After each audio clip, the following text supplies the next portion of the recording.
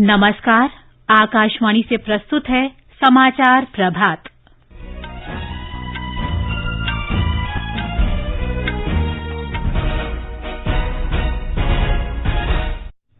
प्रधानमंत्री नरेंद्र मोदी ने कहा, भारत कोविड वैक्सीन विकास में सबसे अग्रिम पंक्ति में। देश में कोविड से संक्रमित होने की दर लगातार चौथे दिन 8% से नीचे रही। मौजूदा वित्त वर्ष के पिछले 5 महीनों में भारत के कृषि निर्यात में 14.8% की वृद्धि। भारत, अमेरिका और जापान के मालाबार नौसैनिक अभ्यास में ऑस्ट्रेलिया भी शामिल। अमेरिकी राष्ट्रपति चुनाव के लिए आरंभिक मतदान महत्वपूर्ण फ्लोरिडा शहर में शुरू। और आईपीएल क्रिकेट प्रतियोगिता में कल रात अबू धाबी में राजस्थान रॉयल्स ने चेन्नई सुपर किंग्स को 7 विकेट से हराया।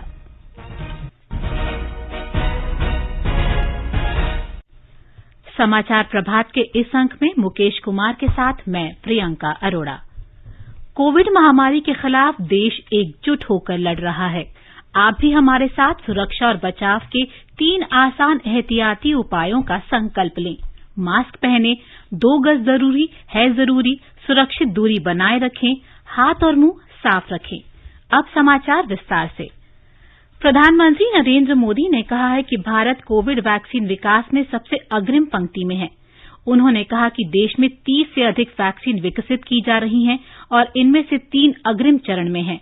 प्रधानमंत्री कल शाम ग्रैंड चैलेंजेस वार्षिक बैठक के उद्घाटन समारोह को वीडियो कॉन्फ्रेंस से संबोधित कर रहे थे। India is now at the forefront of vaccine development for COVID.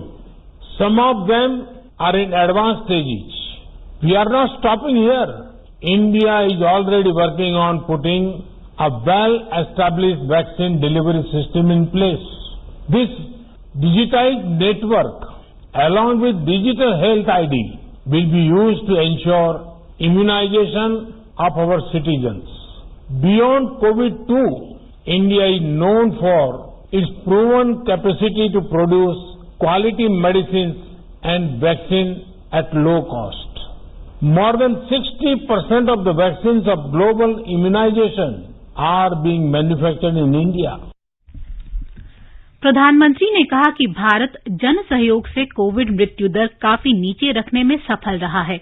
उन्होंने कहा कि प्रतिदिन संक्रमण की संख्या में लगातार कमी आ रही है। India has one of the highest recovery rates of 88%. This happened because India was one of the first countries to adopt a flexible lockdown when the total cases were just a few hundred. India was one of the first to encourage the usage of masks. India actively began to work on effective contact tracing. India was one of the earliest to deploy the rapid antigen tests. प्रधानमंत्री ने कहा कि भारत कम लागत पर गुणवत्तापूर्ण औषधि और vaccine निर्माण क्षमता के लिए जाना जाता है। वैश्विक स्तर पर प्रतिरक्षण वैक्सीन का 60% से भी अधिक भारत में तैयार किया जा रहा है। श्री मोदी ने कहा कि देश में विकसित रोटा वायरस वैक्सीन को इंद्रधनुष प्रतिरक्षण कार्यक्रम में शामिल किया गया है। गेट्स फाउंडेशन भी इस विशेष प्रयास का हिस्सा रहा है।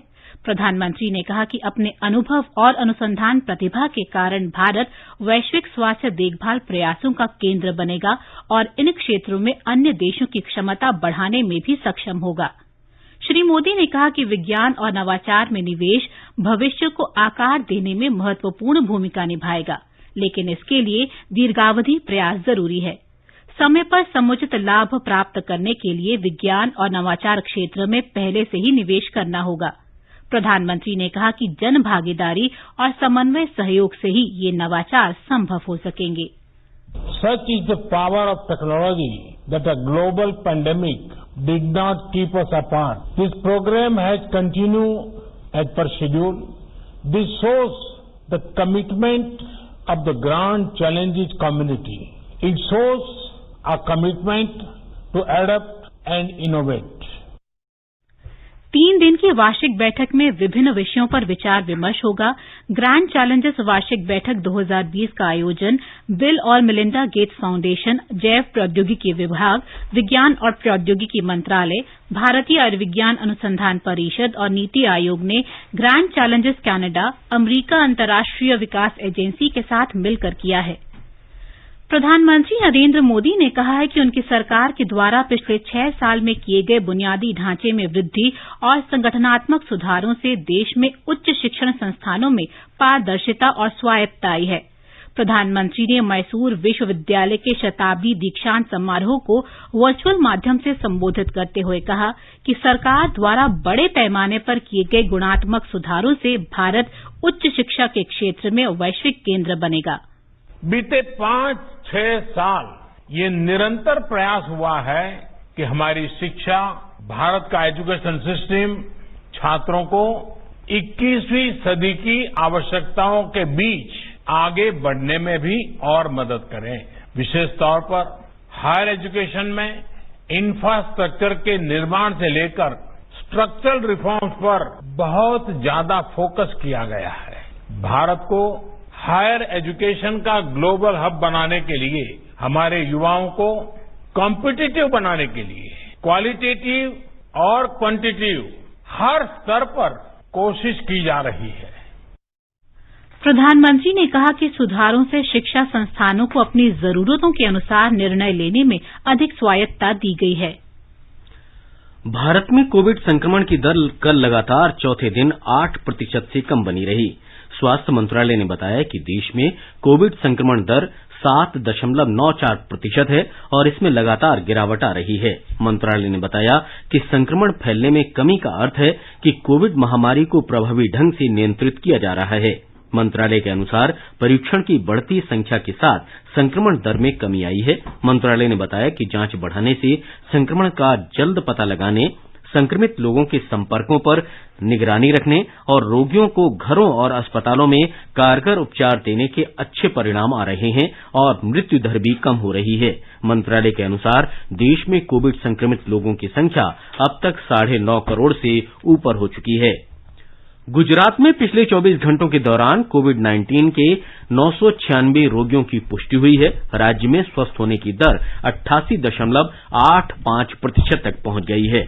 अब तक कुल 1,42,799 रोगी ठीक हो चुके हैं। हमारे संवाददाता ने बताया है कि कल 1,147 रोगी ठीक हुए। केंद्र सरकार ने संक्रमण के प्रबंधन में गुजरात सरकार के प्रयासों की तारीफ की है। कल वीडियो कॉन्फ्रेंसिंग के जरिए एक बैठक में केंद्रीय स्वास्थ्य मंत्री हर्षवर्धन ने कहा कि पहले सबसे बुरी तरह प्रभावित राज्यों में से एक गुजरात ने मरीजों के ठीक होने की दर और परीक्षण करने में काफी प्रगति की है। उन्होंने कहा कि राज्य में सक्रिय मामलों में भी काफी कमी आई है और 99% से अधिक मरीजों की स्थिति स्थिर है। स्वास्थ्य मंत्रालय संभालने वाले राज्य के उप मुख्यमंत्री नितिन पटेल ने कहा कि राज्य सरकार लोगों की जान बचाने के साथ साथ उनके जीवन निर्वाह के लिए भी प्रतिबद्ध है। राज्य में औद्योगिक क्षेत्र में बिजली की खपत कोविड के पहले के स्तर पर पहुंच चुकी है, जबकि जीएसटी कलेक्शन में भी वृद्धि दर्ज की गई है। योगेश पंड्या, आकाशवाणी समाचार, अहमदाबाद। मध्य प्रदेश में रेलवे परिसर में थूकने वाले लोगों पर अब 500 रुपए जुर्माना लगाया जाएगा। पश्चिम मध्य रेलवे ने कोरोना संक्रमण की रोकथाम के लिए ये कदम उठाया है। हमारे संवाददाता ने खबर दी है कि इसकी शुरुआत भोपाल मंडल से की जा रही है। भोपाल डीआरएम उदय बोरवनकर ने आकाशवाणी को बताया कि अब तक रेल यात्रियों को केवल समझाइश दी जा रही थी, लेकिन अब हमने सख्त कदम उठाने का फैसला किया है। केवल लोगों को सचेत कर रहे थे कि पब्लिक प्लेस में थूकना मना है। अभी तक रिक्वेस्ट कर रहे थे, बट अब हम इस पर फाइन इम्पोज करने वाले हैं। कोरोना संक्रमित यात्रियों की पहचान के लिए भोपाल सहित सभी बड़े रेलवे स्टेशनों पर तापमान मापने के लिए स्वचालित मशीन भी लगाई गई है। ये मशीन मास्क नहीं लगाने वाले यात्रियों की पहचान कर अलार्म भी बजा देती है। रेलवे द्वारा स्टेशनों पर कोविड-19 से बचाव के लिए जागरूकता जिंगल भी लगातार प्रसारित किए जा रहे हैं, जिनमें मास्क लगाने, सही तरीके से हाथ धोने और सुरक्षित दूरी बनाए रखने की जानकारी दी जा रही है। संजीव शर्मा, आकाशवाणी समाचार, भोपाल। तमिलनाडु में कोविड-19 का उपचार करा रहे लोगों की संख्या कल घटकर लगभग 38,000 रह गई। हमारे संवाददाता ने बताया है कि राजधानी चेन्नई में संक्रमण के नए मामलों की संख्या भी कल 1,000 से नीचे रही। तमिलनाडु में कोविड का उपचार करा रहे रोगियों की संख्या 31 जुलाई को सर्वाधिक 57,968 थी, लेकिन उसके बाद ये संख्या निरंतर घटती रही है। कल ये घटकर जुलाई से पहले वाले स्तर पर आ गई और सक्रिय रोगियों की संख्या 38,093 थी। एक और महत्वपूर्ण घटनाक्रम में चेन्नई में संक्रमण के नए मामलों की संख्या कल 885 तक आ गई। राज्य में कोविड से स्वस्थ होने की दर में भी सुधार हुआ है और कल ये 93.94% रही। चेन्नई से जयसिंह की रिपोर्ट के साथ समाचार कक्ष से नईम अख्तर। आकाशवाणी समाचार के साथ विशेष बातचीत में नई दिल्ली के लेडी हार्डिंग मेडिकल कॉलेज के डॉक्टर तन्मय तालुकदार ने कहा है कि धूम्रपान बहुत ही खतरनाक है और ये कोविड की तरह निरंतर बढ़ रहा है। उन्होंने लोगों से सुरक्षित रहने और धूम्रपान के विरुद्ध जनमत तैयार करने का आग्रह किया है। स्मोक करने वाले के अंदर अगर कोरोना के वायरस हैं तो अगर वो बात करते हैं या धुआं छोड़ते हैं या स्मोकर्स में कफ ज्यादा होता है, वो खांसते भी ज्यादा हैं आमतौर पे, ऐसे मरीज भी नहीं, उन्हें तो खुद भी नहीं पता होगा कि वो कोरोना के वायरस कैरी कर रहे हैं। तो ऐसे व्यक्ति जो वातावरण में कीटाणु छोड़ेंगे और उनके साथ अगर कोई नॉन स्मोकर भी खड़ा है, तंबाकू का सेवन नहीं करता, धूम्रपान नहीं करता, उनको भी खतरा बढ़ जाता है। इसलिए इट्स टाइम टू से नो टू स्मोकिंग। आपके आसपास भी कोई स्मोक कर रहा है तो हम आवाज उठाएं, बोले जी नहीं, आप बीड़ी या सिगरेट बंद करें। फिल्म निर्माता बोनी कपूर ने कहा है कि कोरोना महामारी हम सबके लिए चुनौती है, लेकिन सावधानियां बरतने से हम इस संक्रमण को हरा सकते हैं। आकाशवाणी से विशेष बातचीत करते हुए श्री कपूर ने कहा कि आगामी त्योहारों के समय हमें और अधिक सतर्क और जागरूक रहना चाहिए। हम कोरोना पैंडेमिक के दौर से गुजर रहे हैं, इसे कोविड-19 भी कहते हैं, और अब फेस्टिवल का सीजन आ रहा है। इसमें हमें होशियार रहना है और अलर्ट रहना है, बार बार हाथ धोना है और अपने इर्द गिर्द के माहौल को, घर को, ऑफिस को, जहां जहां हम उठते बैठते हैं उसको सैनिटाइज करना है। हमको डिस्टेंस मेंटेन करना है और मास्क जरूर पहनना है। साथ मिलके हमें कोरोना को हराना है और हम हरा के छोड़ेंगे कोरोना को, साथ मिलके हम जरूर हराएंगे। ये समाचार आकाशवाणी से प्रसारित किए जा रहे हैं। अरे भाई, सुना तुमने? अरे इस मुश्किल समय में सरकार ने हम कामगारों की मदद के लिए एक और बड़ा कदम उठाया है। कौन सा कदम? पात्रता के नियमों में छूट के साथ ESIC ने अटल बीमित व्यक्ति कल्याण योजना के तहत मिलने वाली राहत राशि को बढ़ाकर दुगना कर दिया है। हाँ, अच्छा, पात्रता की शर्तों को पूरा करने वाले जरूरतमंद बीमित व्यक्ति राहत के लिए ऑनलाइन दावा www.esic.in पर करें। अधिक जानकारी के लिए अपने नजदीकी ESIC शाखा कार्यालय से संपर्क करें या फिर टोल फ्री नंबर 1800-112526 पर कॉल करें। चिंता से मुक्ति। Hey girls! आज तो पार्टी चाहिए। चैंपियन के साथ सेल्फी लेंगे। आइडिया, यही करते हैं पार्टी। Pizza party. ये चल अपना कार्ड और पिन दे। मेरे कार्ड की डिटेल्स मैं खुद ही डालूंगी। RBI कहता है अपना पिन, OTP, CVV या इंटरनेट बैंकिंग पासवर्ड किसी के साथ शेयर ना करें। ऑनलाइन बैंकिंग सिर्फ अपने कंप्यूटर, मोबाइल और सिक्योर नेटवर्क से करें। बाय गर्ल्स, कहाँ जा रही है? सुना नहीं, नो शेयरिंग। RBI कहता है जानकार बनिए, सतर्क रहिए। अधिक जानकारी के लिए 14440 पर मिस्ड कॉल दें। भारतीय रिजर्व बैंक द्वारा जनहित में जारी। आकाशवाणी का समाचार सेवा प्रभाग आपके लिए लेकर आता है एम्प्लॉयमेंट न्यूज। सूचना और प्रसारण मंत्रालय के प्रकाशन विभाग के सहयोग से प्रसारित इस कार्यक्रम में खाली पदों, प्रशिक्षण कार्यक्रमों, दाखिला सूचना और परिणामों के बारे में जानकारी के साथ ही विशेषज्ञों की राय प्रसारित की जाती है। इसे आप रोजाना शाम 4:20 पे FM गोल्ड और अतिरिक्त मीटरों और हमारे YouTube channel AIR news official पर भी सुन सकते हैं। हिंदी में रोजगार समाचारों के लिए सुने हमारा कार्यक्रम परिक्रमा प्रतिदिन शाम 4:30 बजे।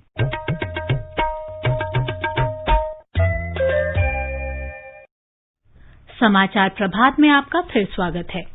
भारत का कृषि निर्यात कोरोना महामारी के दौर की गिरावट के असर से उबर गया है। वित्त वर्ष 2020-21 के पहले 5 महीनों अप्रैल से अगस्त के दौरान 53,000 करोड़ रुपए मूल्य के प्रमुख कृषि उत्पादों का निर्यात हुआ। पिछले वर्ष की इसी अवधि की तुलना में इसमें 14.8% की वृद्धि दर्ज की गई। अप्रैल से अगस्त की अवधि में किसानों को चावल, गेहूं और चीनी के अधिक निर्यात से लाभ हुआ।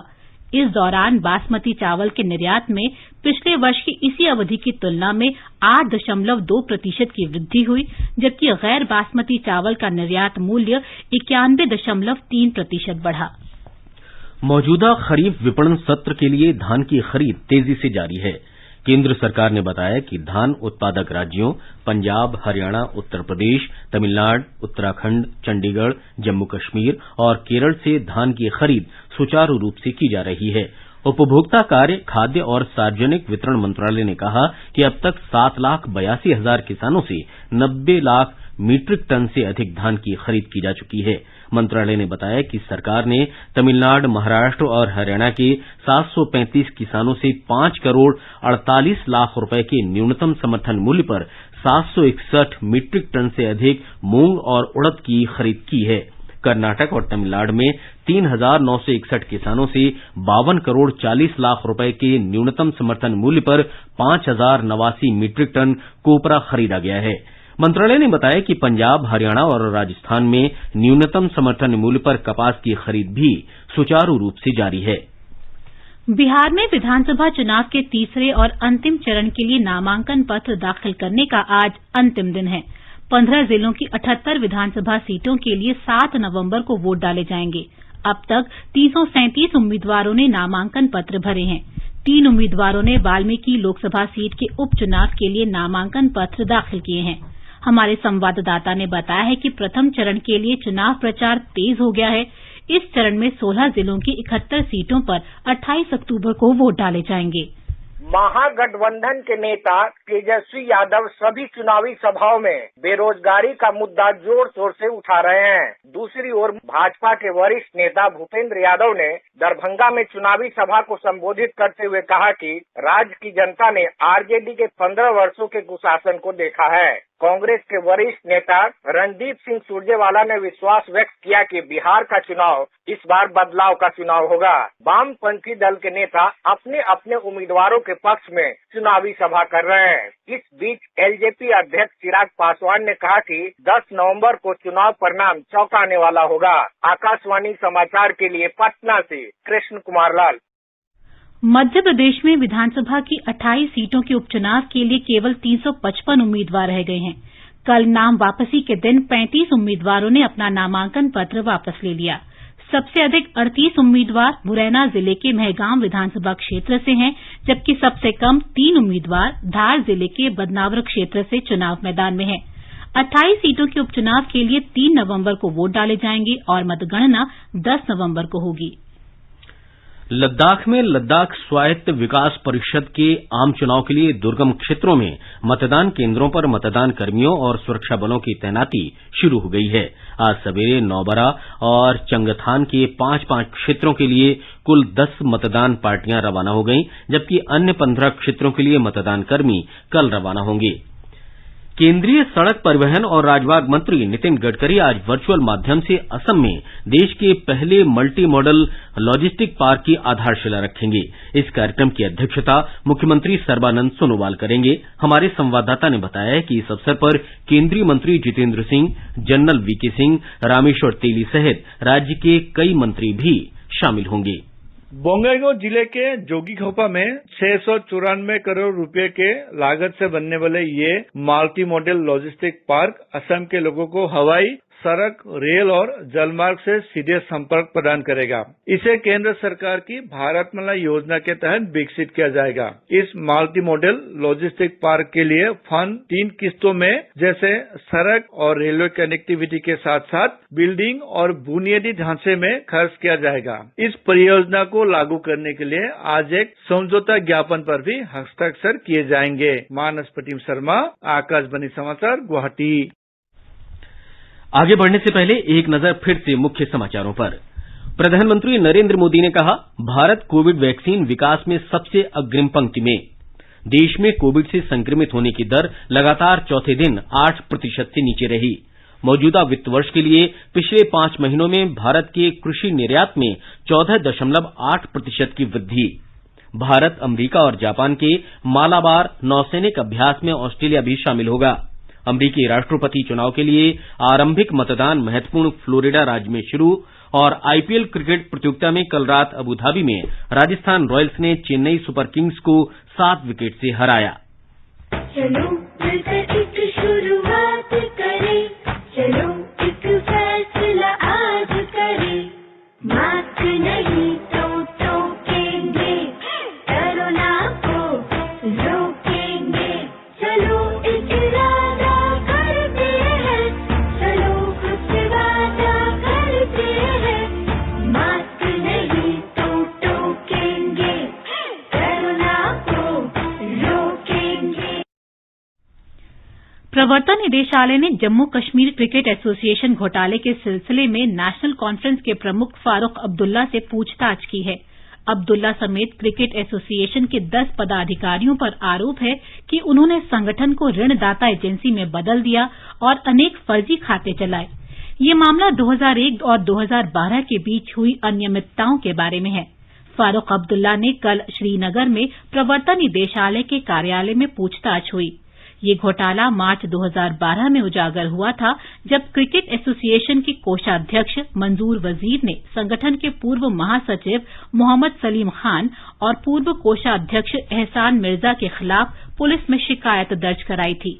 इसके तुरंत बाद इस वित्तीय घोटाले से जुड़े करीब 50 लोगों के नाम सामने आए। 3 दशक तक जम्मू कश्मीर क्रिकेट एसोसिएशन के अध्यक्ष रहे फारूक अब्दुल्ला को भी पद से हाथ धोना पड़ा। प्रवर्तन निदेशालय ने क्रिकेट एसोसिएशन के धन में कथित घपले से जुड़े मनी लॉन्ड्रिंग के मामले में 2 करोड़ 60 लाख रुपए मूल्य की संपत्ति जब्त की है। अल्पसंख्यक कार्य मंत्री मुख्तार अब्बास नकवी ने कहा है कि कोरोना महामारी की वजह से 2021 की हज यात्रा राष्ट्रीय और अंतर्राष्ट्रीय प्रोटोकॉल और दिशा निर्देशों को ध्यान में रखते हुए आयोजित की जाएगी। नई दिल्ली में हज 2021 की समीक्षा बैठक की अध्यक्षता करते हुए कल श्री नकवी ने कहा कि अगले साल हज यात्रा जून-जुलाई 2021 में आयोजित करने का कार्यक्रम है, लेकिन इस बारे में अंतिम फैसला उचित समय पर और सऊदी अरब तथा भारत सरकार के दिशा निर्देशों के अनुसार किया जाएगा। उन्होंने कहा कि कोरोना महामारी के प्रकोप को देखते हुए जायरीन के स्वास्थ्य और कल्याण का ध्यान भी रखना जरूरी है। युवा कार्यक्रम और खेल मंत्री किरेन रिजिजू ने कल ओलंपिक क्वालिफिकेशन के लिए बुडापेस्ट ग्रैंड स्लैम प्रतियोगिता के लिए हंगरी रवाना होने वाली भारतीय जूडो टीम के सदस्यों से नई दिल्ली में मुलाकात की। ये टूर्नामेंट 23 से 25 अक्टूबर तक होगा। भारतीय टीम में 5 जूडो खिलाड़ी और कोच जीवन शर्मा शामिल हैं। श्री रिजिजू ने कहा कि जूडो प्रमुख खेल है और सरकार इसके प्रशिक्षण की सुविधाओं और प्रशिक्षकों की संख्या में बढ़ोतरी करेगी। कोरोना महामारी के कारण लॉकडाउन के बाद भारतीय जूडो खिलाड़ियों का ये पहला टूर्नामेंट होगा। इसमें 81 देशों के करीब 648 खिलाड़ी भाग लेंगे। पूर्वोत्तर क्षेत्र विकास मंत्री डॉक्टर जितेंद्र सिंह ने देश के पूर्वोत्तर क्षेत्र में व्यापार के विभिन्न अवसरों का लाभ लेने के लिए ब्रिटेन और निजी क्षेत्र को निवेश के लिए आमंत्रित किया है। ब्रिटिश उच्चायोग के अधिकारियों के साथ वर्चुअल बैठक में डॉक्टर सिंह ने कहा कि भारत और ब्रिटेन के बीच एक दूसरे को फायदा पहुंचाने वाले व्यावसायिक संबंध हैं और दोनों देश पूर्वोत्तर क्षेत्र में नए अवसरों की तलाश के लिए मिलकर काम कर सकते हैं। डॉक्टर सिंह ने कहा कि कोविड काल के बाद नया परिदृश्य उभरेगा, जिसमें अर्थव्यवस्था, व्यापार, वैज्ञानिक अनुसंधान और अन्य कई क्षेत्रों में प्रगति के नए अवसर खुलेंगे और ये भारत और ब्रिटेन दोनों के लिए लाभकारी होगा। डिजिटल नवाचार से सामाजिक चुनौतियों से निपटने के लिए नीति आयोग ने कल अमेज़न वेब सर्विसेज के सहयोग से अत्याधुनिक टेक्नोलॉजी से संबंधित क्लाउड इनोवेशन सेंटर की स्थापना की घोषणा की। ये केंद्र अमेज़न वेब सर्विसेज के वैश्विक कार्यक्रम का हिस्सा है, जिससे सरकारी एजेंसियों, मुनाफे के उद्देश्य से काम न करने वाले संगठनों और शिक्षा संस्थाओं को चुनौतियों से मिलकर निपटने का अवसर प्राप्त होता है। इसमें डिजाइन संबंधी परिकल्पना, नए विचारों और टेक्नोलॉजी संबंधी विशेषज्ञता से चुनौतियों का समाधान खोजा जाता है। भारत, अमेरिका और जापान के संयुक्त मालाबार नौसेना अभ्यास में ऑस्ट्रेलिया भी शामिल होगा। ऑस्ट्रेलिया की रक्षा मंत्री लिंडा रेनॉल्ड्स ने कहा है कि मालाबार अभ्यास ऑस्ट्रेलिया के रक्षा बल के लिए एक विशिष्ट अवसर है। उन्होंने कहा कि ये हिंद प्रशांत क्षेत्र के 4 बड़े लोकतांत्रिक देशों के बीच गहरे भरोसे और साझा सुरक्षा हितों के लिए मिलकर काम करने की प्रतिबद्धता दर्शाता है। वार्षिक नौसेना अभ्यास मालाबार 2020 इस वर्ष बंगाल की खाड़ी और अरब सागर में आयोजित किए जाने की आशा है। इस बार कोविड महामारी को देखते हुए अभ्यास के दौरान नौसेनाओं के बीच सुरक्षित दूरी बनाई रखी जाएगी। इस अभ्यास से भागीदार देशों की नौसेनाओं के बीच सहयोग और समन्वय मजबूत होगा।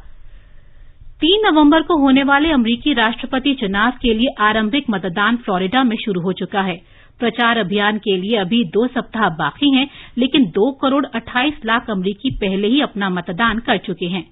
फ्लोरिडा में जीत राष्ट्रपति ट्रंप के लिए बहुत जरूरी मानी जा रही है। अगर वे इस दक्षिण प्रांत में हार जाते हैं तो उनकी जीत की संभावना बहुत कम रह जाएगी। इस बीच जो बाइडेन और ट्रंप टेनेसी में नैशविले में बृहस्पतिवार को अंतिम बार बहस में हिस्सा लेंगे। आईपीएल क्रिकेट प्रतियोगिता में कल रात अबुधाबी में राजस्थान रॉयल्स ने चेन्नई सुपर किंग्स को 7 विकेट से हरा दिया। राजस्थान रॉयल्स ने जीत के लिए 126 रन का लक्ष्य 15 गेंद शेष रहते हासिल कर लिया। राजस्थान के लिए जोस बटलर ने 48 गेंद में नाबाद 70 रन बनाए। चेन्नई सुपर किंग्स ने पहले बल्लेबाजी करते हुए 5 विकेट पर 125 रन का स्कोर बनाया। आज दुबई में किंग्स 11 पंजाब का मुकाबला दिल्ली कैपिटल्स से होगा। आंध्र प्रदेश के मुख्यमंत्री वाईएस जगनमोहन रेड्डी ने कल कृष्णा और गुंटूर जिलों में बाढ़ से प्रभावित क्षेत्रों का विमान से सर्वेक्षण किया। इसके बाद उन्होंने अधिकारियों को निर्देश दिया कि बाढ़ से फसलों को हुए नुकसान का पूरा ब्यौरा जल्दी से जल्दी दें। और अब एक नजर आज के मौसम के पूर्वानुमान पर। राष्ट्रीय राजधानी दिल्ली में मौसम आमतौर पर साफ रहेगा। न्यूनतम तापमान 16 डिग्री सेल्सियस दर्ज हुआ, जबकि अधिकतम तापमान 35 डिग्री सेल्सियस के आसपास रह सकता है। मुंबई की अगर बात की जाए तो आमतौर पर बादल छाए रहेंगे और गरज के साथ हल्की वर्षा हो सकती है। न्यूनतम तापमान 27 डिग्री सेल्सियस और अधिकतम तापमान 32 डिग्री सेल्सियस के आसपास रहेगा। चेन्नई में तापमान 26 से 30 डिग्री सेल्सियस के बीच रहने की संभावना है। कोलकाता में न्यूनतम तापमान 26 डिग्री रिकॉर्ड किया गया, अधिकतम तापमान 33 डिग्री सेल्सियस के आसपास रहेगा। जम्मू में न्यूनतम तापमान 16 डिग्री सेल्सियस दर्ज हुआ, जबकि अधिकतम तापमान 33 डिग्री सेल्सियस तक जा सकता है। श्रीनगर की बात करें तो आसमान साफ रहेगा, तापमान 4 डिग्री सेल्सियस रिकॉर्ड हुआ है, जबकि अधिकतम तापमान 25 डिग्री सेल्सियस रहने की उम्मीद है। लद्दाख में भी आसमान साफ रहेगा, न्यूनतम तापमान 0 से 5 डिग्री नीचे आ गया है और अधिकतम तापमान 21 डिग्री सेल्सियस तक जा सकता है। गिलगित में मुख्य तौर पर आसमान साफ रहेगा, तापमान 5 से 27 डिग्री सेल्सियस के बीच रहेगा। मुजफ्फराबाद में न्यूनतम तापमान 12 डिग्री सेल्सियस रिकॉर्ड किया गया, जबकि अधिकतम तापमान 31 डिग्री सेल्सियस तक जाने का आसार है। गुवाहाटी में आंशिक रूप से बादल छाए रहेंगे, न्यूनतम तापमान 24 डिग्री सेल्सियस दर्ज हुआ, अधिकतम तापमान 35 डिग्री सेल्सियस के आसपास रहने की संभावना है। समाचार कक्ष से फरहत नाज। ये समाचार हमारी वेबसाइट newsonair.com/hindi पर भी उपलब्ध हैं।